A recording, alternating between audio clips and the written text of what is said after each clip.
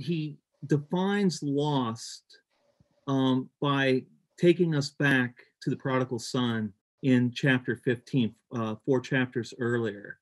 And he talks about loss being both negative and positive. That when, in our sin before God, what is absent, but also the heinousness of what's acquired. And so in regard to Zacchaeus, then the word washing over him, he's changed, and he wants Jesus in his house. And like Lane said, it's like the word of creation. It's instantaneous. It's powerful, and the light shines, and the man has changed. But there's no change apart from Zacchaeus first knowing he's lost. Yeah. And so that's why Vos makes a great deal upon the prodigal.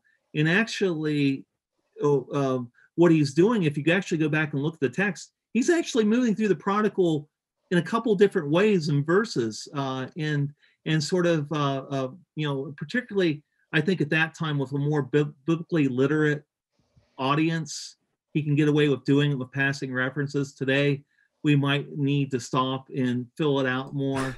Yeah. But he's sort of doing that in regard to the fact that how the two go together, and the sense of our coming to an end of ourselves, and by the grace of God, then realizing the riches that are found in God's house.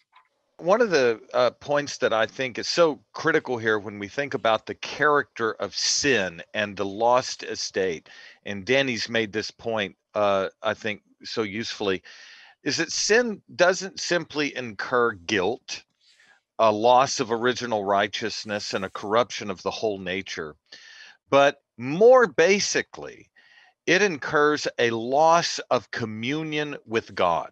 Amen. And Vos uses an image that I think is so useful when it comes to both the prodigal and Zacchaeus. When it comes to assessing the character of the lost estate, it's that we have been taken by sin out of the orbit of true religion. And what is that orbit? It's very simple. It's that God is the center of our existence in fellowship with God. When Adam sinned against God, he was taken out of that orbit where he found in his Father's house, in the glorious existence of the triune God, he found his riches. He found his fullness. He found his delight. He found his glory. And sin severs you from the Father's house like the prodigal. Sin takes you out of the orbit of true religion. And your impoverishment, therefore, is absolute, because the only thing sin offers you for ultimate satisfaction and delight in life is found in the creature, and that is the way of death.